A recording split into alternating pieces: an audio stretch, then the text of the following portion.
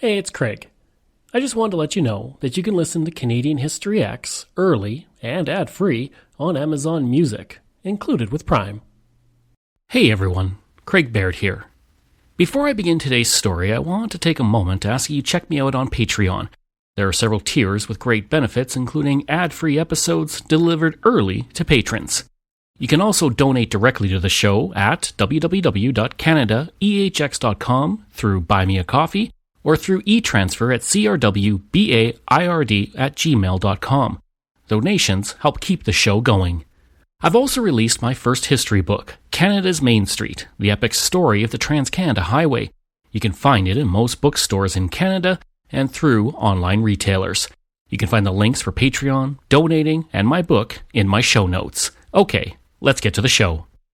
The man in the witness stand fidgeted in his seat.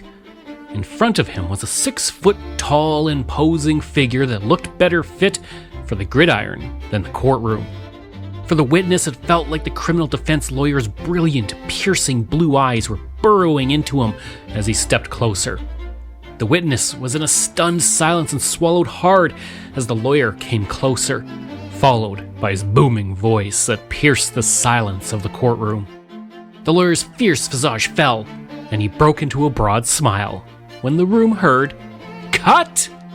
The lawyer then turned to everyone in the room and said with a chuckle, "Let's try that again, shall we?" I'm Craig Baird, and this is Canadian History X. This month, we're looking at the actors who left their mark, and in this episode, we're following the case of television's most distinguished and well-known defense lawyer. This is the story of Raymond Burr. It's 1859, and Joseph Burr, along with his brothers Ben and Hugh, had an itch for adventure. They were seeking their fortunes during the Cariboo Gold Rush as thousands of people were drawn to the colony of British Columbia. Except Joseph had no interest in finding gold, with no guarantee of success. It would be much easier just to profit off the prospectors themselves. So when they arrived, the Burr brothers settled in New Westminster, which was then the capital of the colony. Joseph was drawn to the city named after Queen Victoria's favorite part of London because it was the hub for the gold rush. It was also easy for Joseph to make trips into the interior to do business with prospectors. By 1876, Joseph met Mary Jane Johnston, and the couple married soon after. The union, however, had a wrinkle in Joseph's plan, as he was now married and in need of a stable income. Joseph took a job at the New Westminster Penitentiary, and that's where his story intersects with a Canadian legend. It's believed that Joseph was the guard who escorted Slumac to the scaffold. The elderly Katzie First Nations man hanged for murder in 1891, and you'll remember I shared his story in the legend of his hidden gold in October 2025.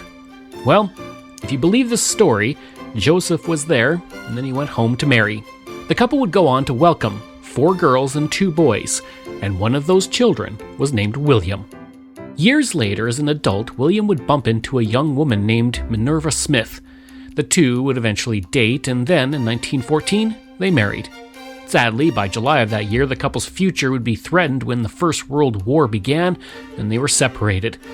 Thankfully, the couple was reunited, and by May 21st, 1917, their first child was born. Raymond William Stacy Burr. Raymond William Stacy Burr entered the world tipping the scales at 12 pounds, and from then on, he would struggle with his weight. Raymond said years later, "My grandparents pulled out the rose garden in order to plant potatoes. Everyone grew their own food. This was one of the reasons I grew up as a chubby boy, overweight for my age. I was what they call a potato boy." Regardless of the name calling, Raymond's childhood was a happy one. He was eventually joined by a sister named Geraldine in 1920 and a brother named James in 1921. Their summers were spent camping at Boundary Bay, which sits along the United States-Canadian border, and the damp air and river fog were an escape for the young shy boy who longed for the spotlight. Raymond once told his mother that he wished to be a preacher, lawyer, or actor. Little did he know, he would be right. Meanwhile, the family struggled. His father was a hardware salesman while his mother was a pianist and music teacher, and neither made enough money for the growing family to be able to thrive in the sluggish post-war economy. The family might have always had food, but making ends meet was difficult. To find a solution, his parents separated, and he moved with his mother to California to live with his grandparents who owned a small hotel just outside of San Francisco. His father joined them soon after, but he never fully acclimated to their new home. And 8 months later, he returned to Canada, and although there was no official divorce yet, the writing was on the wall. William and Minerva's marriage was over. As his family life fell apart, Raymond found solace in food. It would be his favorite coping mechanism, but to control his weight and to give him structure, Minerva sent Raymond to the San Rafael Military Academy. Today it's known as Marin Academy, and it's one of the most competitive private high schools in the Bay Area. But back when Raymond attended when he was 11, it was a nightmare for him. He was constantly teased and bullied because his uniform was too small for him. This was made worse when the school refused to let him ride a horse because of his weight. He said, "When you're a fat little boy in a public school or any kind of school, you're just persecuted something awful." He took solace from the torment in the school's gardens. Far away from the constant torment, he would stroll the edge of the campus and slowly fall in love with flowers. It would be a lifelong affair. He spent so much time in the garden that the woman who managed it always ensured the gate was left open for him. And after a hellish year at the school, Raymond returned home. He entered junior high school, and by then he had a second love, acting. He participated in various small theater productions and caught the bug. He then hit puberty and shot up to 6 feet tall with a deep, booming voice, so the roles he was interested in changed. And once he graduated high school, he dove headfirst into performing. First, he joined a Toronto theater company in 1934, which allowed him to perform across Canada. He also lent his golden voice to radio and then became a singer. All three allowed Raymond Burr to be a working performer. In fact, he did so well that by 1937 he was back in California, where he joined the Pasadena Playhouse. Founded in Pasadena, California in 1912, the Playhouse quickly became one of the most important small local theaters in the western United States. Playwright George Bernard Shaw called it the Athens of the West. It's where many future stars took their first steps into professional acting, including Charles Bronson, Gene Hackman, Dustin Hoffman, and Raymond Burr. His time with the Playhouse was so transformative as theater staged a play every single month, so he not only learned the ins and outs of act, but it also forced him to memorize pages and pages and pages of lines every few weeks. And to make ends meet, he worked as a waiter at a restaurant in Hollywood. And while serving one day, he tripped and stumbled with a customer who refused to move her feet out of the way. An argument ensued, but in the friction, something else sparked: interest. The two quickly realized they had a lot in common, and as they say in the movies, it was the start of a beautiful friendship. Hedda Hopper was one of the most powerful gossip columnists in the United States, and something Raymond didn't know when he picked a fight. The friendship would become very beneficial to his future because Hedda knew what secrets to keep, and Raymond had one he hadn't shared with many people. Now, usually when I research an episode, I read a couple books about the subject. Now, one of the best sources of information I had was Hiding in Plain Sight: The Secret Life of Raymond Burr by Michael Seth Starr. Then I dove into sources like Maclean's Archive and newspaper archives where I can find out about his life. But what made this story challenging was that Raymond Burr is, well, he didn't always tell the truth. For example, after he became famous, Raymond said he served in the Second World War and earned the Purple Heart when he was shot in the stomach at Okinawa. Other times he said he received the medal when he was injured on a battleship by kamikaze pilots diving their planes into it. He also made up an entire family. Raymond once said he had married a woman named Annette Sutherland in the early 1940s, and together they had one son named Michael Evan, who sadly died in 1953 at 10 years old from leukemia. In one version of the story, he had taken Michael on a trip around the world a year prior to his death, and his wife Annette also met a tragic end. She died the same year Michael was born, in a plane crash. For added flair, the plane was shot down by the Nazis over the Bay of Biscay.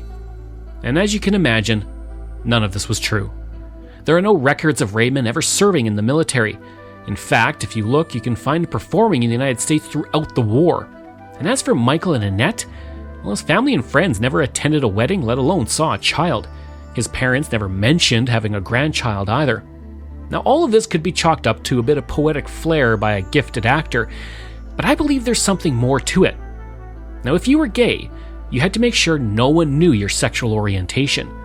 Raymond's contemporary, Montgomery Clift, was a 4-time Academy Award nominee and is known to be one of the greatest actors of all time.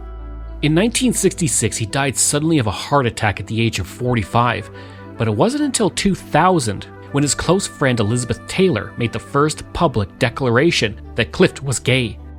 Rock Hudson was another Oscar-nominated actor who hid his sexuality his entire life. It wasn't until 1985, as he was dying of AIDS, that he began to speak about being gay. Now for Raymond, the fibs and stories he told probably were a way to shield his personal life. Saying that he was a widower, that had lost a child prevented any follow-up questions about his love interests or, more importantly, his sexuality. This could also be said of his wartime heroic stories.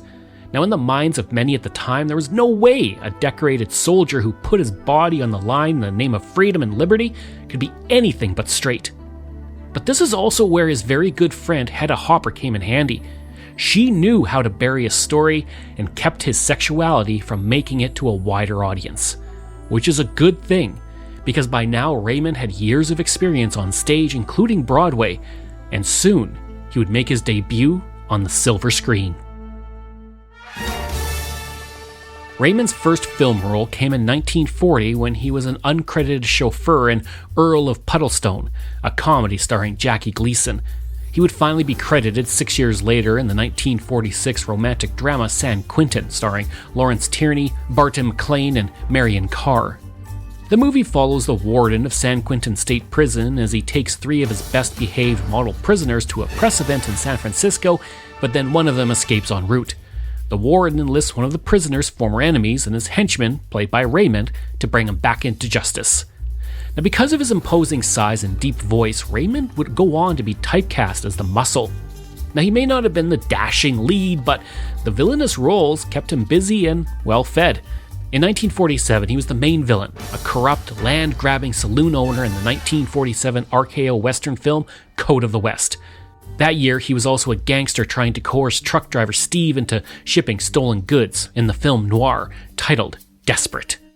This began a string of appearances in film as both reprehensible and pathetic characters and became a prototype of film noir. Raymond knew what directors looked for with him, and he was happy to provide. These roles also helped hide his sexuality. Well, he did finally get married, though. He met Isabella Ward at the Pasadena Playhouse, and the two got married on January 10th, 1948 at her sister's house. The couple did not have a honeymoon and went to live in Raymond's apartment in Hollywood. Now, knowing what you know about Raymond, you can imagine that their union was not a happy one, and the couple separated after a year and officially divorced in 1954. Raymond and Isabella never saw each other again, and neither one of them remarried for the rest of their lives. But just as the ink dried on their divorce, Raymond landed his biggest role to date. He became Lars Thorwald in Rear Window. Directed by Alfred Hitchcock, the mystery thriller follows photojournalist Jeff Jeffries, played by Jimmy Stewart, who's confined to his New York City apartment after breaking his leg on assignment.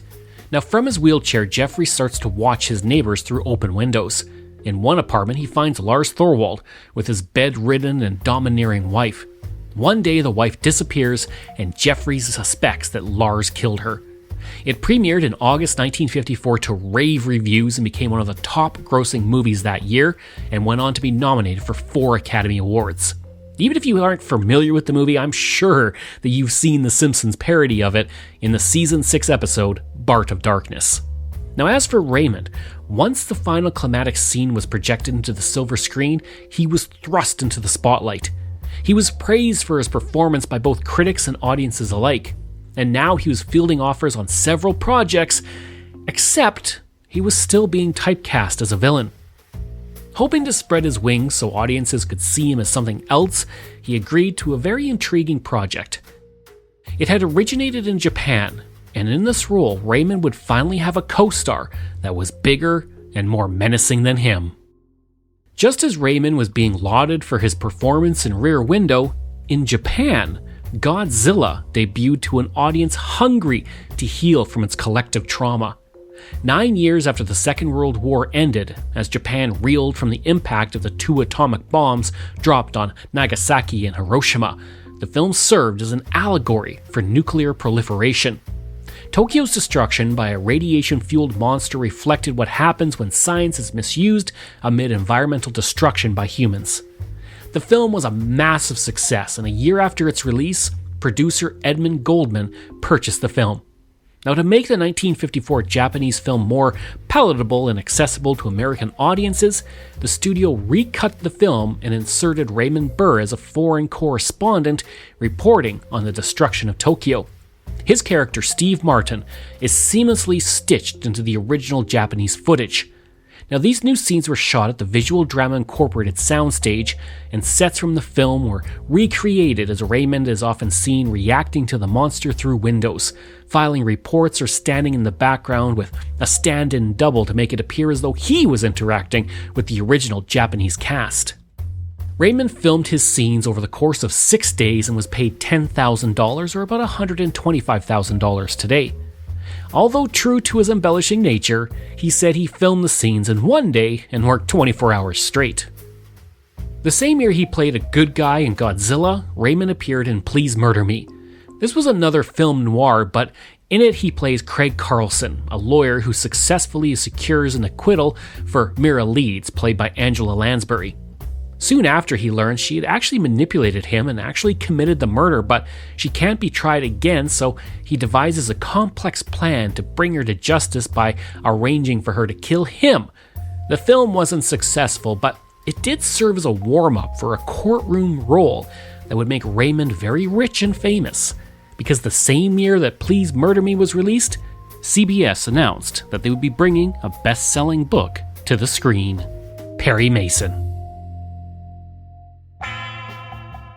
The world was first introduced to Perry Mason in the 1933 book titled The Case of the Velvet Claws. Written by Erie Stanley Gardner, it followed the sharp-minded defense attorney and establishes Mason's reputation as a brilliant, fearless lawyer who thrives on unraveling complex and morally tangled cases.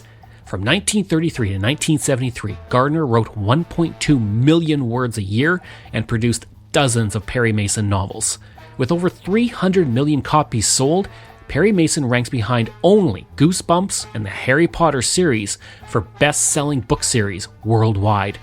Now, with the popularity of the books came adaptations. From 1933 to 1937, 5 Perry Mason movies were released. This was followed by a successful radio series. Then, in 1956, CBS made their announcement, and fans eagerly awaited to find out who was going to be playing the famous lawyer. Now, while his physical attributes were never covered in the books, producers saw him as tall, thin, and handsome. And hundreds of actors auditioned for the role, but none fit what they were looking for. And around this time, Raymond wasn't having much luck in TV either. He was passed over for the role of Marshal Matt Dillon on Gunsmoke, so he wasn't even on the producer's radar for Perry Mason. But Raymond wanted the role, and he knew that at 300 pounds there was no way he would be cast. So he decided to drop weight and audition. He went on a crash diet of cottage cheese, fruit, and cigarettes and lost 30 pounds, which gave him kind of a chiseled face to go along with his piercing blue eyes. When his agent contacted the Perry Mason producers, they said he could audition for Hamilton Berger, the lawyer who always lost to Mason. Raymond agreed, but only if he could also audition for Mason as well. The story of what happened next has changed many times over. In one version, author Erie Gardner was in the projector room when Raymond walked in and he leapt up and shouted, "That is Perry Mason!" In another version, Gardner was walking through the studio when he saw Raymond auditioning for some random role on another show and immediately told producers to cast him. In yet another version, after the audition, Gardner told Raymond that in 20 minutes he captured Perry Mason better than he did in writing him for 20 years. Now, however it happened, Raymond got the part and signed a 3-year contract with an option for 2 more years. In April 1957, the filming began on the 39-episode series, which would begin airing in October of that year. And while it took until season 2 for things to really get going for Perry Mason, it quickly became one of the biggest shows on television. From 1957 to 1966, 30 million viewers every week tuned in to watch Perry Mason outwit others with the expectation that he would never lose. But in fact, he lost 3 cases over 271 episodes, but all 3 were deemed mistrials off-air. Now, the show made Raymond Burr popular and famous, and it's believed he received up to 3,000 fan letters a week. He also received 3 consecutive Emmy Award nominations and won the award in 1959 and 1961. But all that success came at a cost. As the lead, he appeared in nearly every scene, which meant he slept at the studio and woke up at 3:30 a.m. to go over the script. He averaged about 4 hours of sleep and rarely had weekends off. To make things easier, the studio provided him with a 3-room bungalow on the lot, and the grueling schedule also forced him to eventually lose 100 pounds. Raymond said he simply did not have time to eat, except for the dinners he organized for the cast and crew.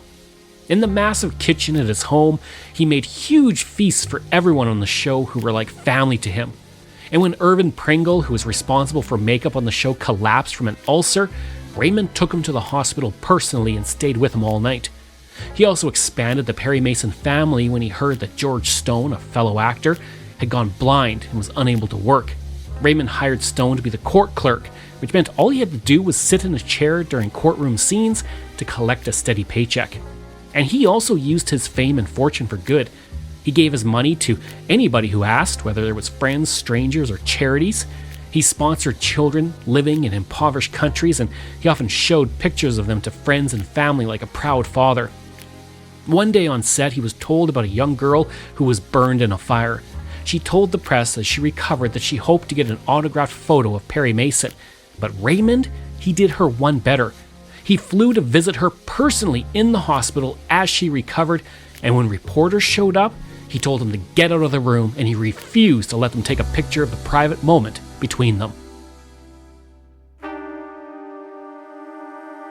By the end of the 1961-62 season, Perry Mason had reached its peak, and soon the show began a decline in the ratings. With its first 5 seasons, it had aired on Saturday and easily defeated all other shows, but then in 1962 it moved to the more competitive Thursday night. And by then there had also been a cultural shift. Most shows were in color while Perry Mason was still being shot in black and white. Plus, fans were beginning to tire with the lawyer who never missed a case. They knew what they were getting when they tuned in. And as ratings dipped, CBS moved the show again in 1965. This time to Sunday night, where it was up against the powerhouse Bonanza, which caused the ratings to plummet. Now, Raymond had wanted to leave the show after the 5th season, but had been convinced to stay for another 4 seasons. The dump truck full of money producers offered him certainly helped. Now, even with the ratings lagging, everyone still expected the show to return for a 10th season. Now, the plan was to shoot it in color, and Raymond signed on for one last dance. And then, a few days after he agreed, he opened the paper to find out that Perry Mason had been cancelled. He said, quote, "I would have thought that any one of them would have had the decency to just pick up the phone and say, 'We came out, we persuaded you, but we have now reconsidered, and it's not a good idea.' And I would have said, 'Wonderful.'" After 9 years as Perry Mason, Raymond Burr was now free to leave the courtroom behind. But he'd be taking something very precious with him, Robert Benavides. The two had met when the young man delivered a Perry Mason script to Raymond. Soon, they developed a connection, and before long, Robert was a regular on set. Most assumed Robert was Raymond's friend or his assistant. No one suspected the truth. Robert and Raymond were a couple in love. And once Perry Mason was cancelled, the two moved to an 80-year-old home on the island of Nadoba. Raymond had found the 4,000-acre island on a previous trip to Fiji, and the couple quickly made it their home and oasis away from the prying eyes of Hollywood. The only way to communicate was through a 2-way radio. There were no phones, there was no television. The couple settled into the life of isolation, while Raymond financed the construction of an entire hospital, established a newspaper, and brought electricity to the island. He also paid for several children to be educated in the United States, But Raymond, however, refused to build an airstrip on the island, so any visitors to his home had to take a boat for the last part of their journey. That meant the couple rarely had visitors from back home, as the entire trip took 22 hours. It was a beautiful place, but Raymond needed to find ways to keep funding his island project. Now, he was known as Perry Mason, which made movie roles few and far between. His only hope was television, and he would find it in Robert T. Ironside.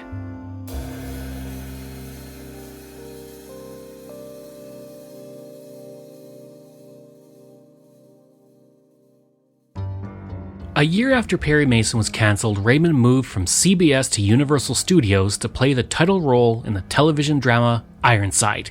In the pilot episode, San Francisco Chief of Detectives Robert T. Ironside is paralyzed by a sniper during an attempt on his life, and after his recovery uses a wheelchair for mobility, and he becomes a consultant for the police department with his own staff to aid him in investigations. Raymond was immediately intrigued by the role and the prospect of playing a protagonist who was not defined by his disability. A cool jazz intro by Quincy Jones signaled the beginning of the 2-hour television movie that premiered on March 28, 1967, and served as the pilot for Ironside. The ratings were high, and once again, Raymond was back as a TV regular. That meant getting up at 4 a.m. again and shooting through the day before going to his home on the studio lot to sleep. And while the schedule was just as grueling as before, there was one key difference. He now spent most of his time sitting in a wheelchair, and Raymond's weight began to climb, and before long, he was pushing 300 pounds. And because of his notoriety and influence, it meant he could throw his weight around. Early in the first season, he told producers that he was not going to film outdoors anymore. He argued that because he was in a wheelchair, he often had to look up at the sun, and it was just too difficult. Producers had little choice but to comply and use stand-ins for those shots. Things might have been different if the show hadn't been such a success. In its first season, the show was 26th in the ratings, and that would only grow because by 1971, it was 4th overall with 26 million viewers each week. People tuned in to find out how Ironside was going to use his intelligence and cunning to capture the criminals. Along the way, they were introduced to Harrison Ford in 1967, Martin Sheen in 1970, and Jodie Foster in 1972, all of which were guest stars on Ironside. Like with Perry Mason, though, by the 7th season, ratings began to decline, just as Raymond's health did as well. Now, while on a summer hiatus, Raymond and Robert were on a plane heading to the Azores when Raymond felt a chest pain right before takeoff. Well over 300 pounds by this point, both pilots had to carry him out of the plane and to an awaiting ambulance. He was examined, and doctors told him he was lucky to be alive because he had had a heart attack. He remained in hospital for 2 weeks before he was scheduled to return to work. Now on set, Raymond complained that he was under doctor's orders to work only half days. He also criticized the declining quality of the scripts and even fired a director halfway through an episode. More bad news came in January 1974 when his mother passed away, and Raymond had to be sedated for 3 days to deal with the grief. But the hits just kept coming. Just a few months later, in October, Raymond was back in the hospital to have his gallbladder removed. And once he returned to set, he got the news that Ironside had been cancelled. The final episode aired on January 16, 1975. During its run, the show won 2 Emmys, while Raymond picked up 6 Emmy nominations and 2 Golden Globe nominations. And by the time it came to an end, Raymond was happy to be done with the show, saying he hated the wheelchair and the back trouble it gave him. He was also happy the show was quickly syndicated, which meant Raymond earned a tidy $1.5 million in the process. It seemed that television was behind him, and Raymond was now free to return to one of his first loves: flowers. Orchids, to be exact. He had greenhouses in both Hollywood and his island home, where he developed Sea God nurseries with Robert. The business sent flowers to buyers around the world through a service Raymond created called Teleflora. Raymond said, "Flowers are my passion. I believe that by enabling people to send flowers instantly by telephone, we're helping the country, I hope aesthetically and culturally." Sea God Nurseries eventually added more than 1,500 orchids to the world catalog, and Teleflora made an already rich man even richer. But acting beckoned him once more, and in 1977 he debuted in his third series, Kingston Confidential, where he played R.B. Kingston, a rich media magnate who solved crimes with his employees. It lasted 13 episodes. He then tried his hand on another show titled Jordan Chance, which premiered in 1978 but didn't even make it past the pilot. Raymond then spent the next few years in guest roles on various shows including The Love Boat and The Misadventures of Sheriff Lobo. And by then his health was in decline as his weight increased, and due to his growing medical concerns, he had to sell his beloved remote Fiji property in 1983. But just when everyone thought that Raymond's acting career had officially fizzled out, and he would just be destined to obscurity, two former characters suddenly popped up. Nostalgia is a powerful thing. People love to remember the past through rose-colored glasses as a sign of a simpler time. For much of the early 1980s, Raymond didn't have much luck getting roles in television or films. His best days were behind him. But much like Norma Desmond in Sunset Boulevard, or how rich Raymond was, it was hard letting go of the fame.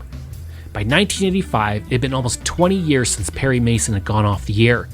And by sensing an opportunity, producers Dean Hargrove and Fred Silverman approached Raymond with an offer he would find very difficult to refuse: a Perry Mason television movie.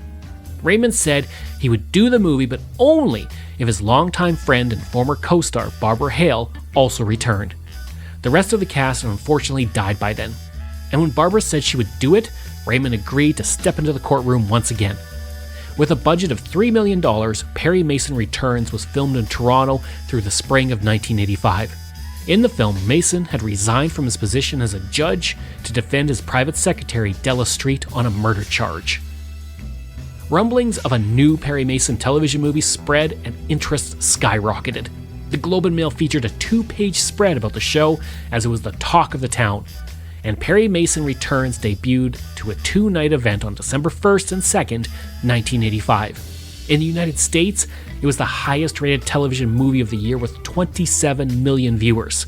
In Canada, it had the misfortune of airing on the same days as CBC's iconic Anne of Green Gables miniseries, which became the highest rated program of any genre to air on CBC. As the public clamored for more Perry Mason, Raymond would have a regular paycheck as 26 films were slated to be filmed between 1985 and 1993. And just as Perry Mason returned to television screens, another blast from the past suddenly popped up in Raymond's life. The very same week that he was asked to return as Perry Mason, he received a phone call from American producers who had obtained the rights to the Godzilla film Return of Godzilla for distribution in the United States. History repeated itself as the Japanese film was re-edited for American audiences, and producers wanted Raymond to reprise his role of reporter Steve Martin.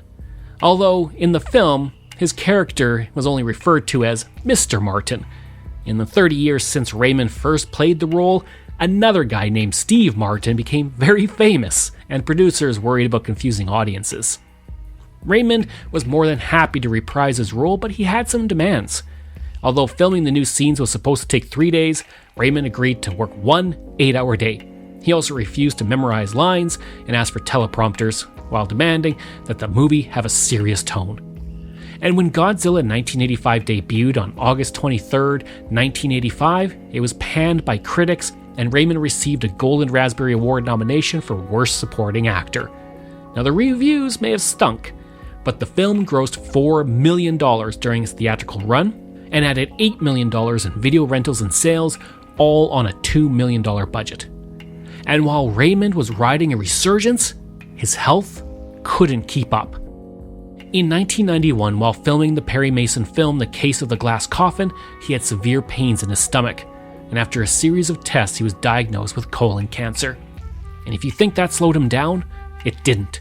He had surgery and was back on the set within weeks, but the cancer was not gone, and a few months later, doctors discovered it had spread to his spine. By December 1991, it was in his kidney. Doctors recommended an immediate operation, but Raymond refused because he was about to start filming the first Ironside television movie, and he'd put aside the earnings from that film for various charities. He did not want to rob them of a significant donation. He didn't tell anyone on set that he was going through chemotherapy, and once filming was complete, he went in for surgery. On February 1st, 1993, he had his kidney removed, and after several weeks of recovery, he got the news he was dreading. The cancer had spread and was now inoperable. Raymond knew his time was coming to an end, and rather than sit on his laurels, he continued to work. For audiences, first on the screen was the return of Ironside, which aired on May 4th, 1993 and did well in the ratings. And 2 months later, Raymond was filming the next Perry Mason television movie, The Case of the Killer Kiss. But by now, there was no hiding his illness, and his weight had plummeted, and he could barely stand, so he filmed his scenes in a wheelchair. When filming ended, Raymond said goodbye to Barbara Hale, and she replied, "Have a good trip, honey." And that was the last time they saw each other. Raymond spent his final days at home with the man he loved. He refused phone calls from friends and spent his time sitting in his beautiful yard on his vast property. By August, the cancer had reached his brain, but Raymond refused morphine as he wanted to be lucid for as long as possible. He wanted to hold on to be able to enjoy the first bottle of wine produced by his winery. And when a TV Guide reporter interviewed him through Robert and asked what he had learned, he said, "Nothing, except that death is ugly and messy and not one whit romantic." By September, the pain was too much and he was hooked to a morphine drip. Then, on September 10th, 1993, Raymond woke up suddenly and said that if he lied down again, he would die. He spent the next 30 hours sitting upright. By September 12th, his condition had improved, and he asked Robert about the vineyard and the state of the orchids, but the pain soon returned. At 5 p.m., Raymond fell into a coma, and less than 4 hours later, Raymond Burr died with Robert at his side. Since then, Raymond has been recognized for his role in shaping TV history. In 1996, he was named one of the greatest TV stars by TV Guide. That same year, a garden at the Bailey Matthews National Shell Museum in Florida was named after him. In 2008, Canada Post issued a stamp in his honor, and a year later, he was inducted into Canada's Walk of Fame. And he continues to be discovered by new viewers. In 2014, The Atlantic analyzed 77,000 different personalized genres on Netflix and found that Raymond was the user's favorite actor. But did you know that along with Perry Mason and Ironside, he had an important part to play in another iconic television show? When I was home alone as a kid, I watched a show that scared the living hell out of me. Even today, when I hear the theme music, I get chills and become a 10-year-old in front of the TV. Unsolved Mysteries scared a generation, and although most associated it with Robert Stack, who hosted it from 1988 to 2002, he wasn't the original host. That honor goes to Raymond Burr. On January 20th, 1987, he hosted the very first television special. It got 17 million viewers and spawned future specials, which eventually became the series we know. Unfortunately, Raymond was too expensive as host, and he was replaced by Carl Malden for the second episode, and by September 1987, Robert Stack became the host. But it may have never existed had it not been for Raymond Burr.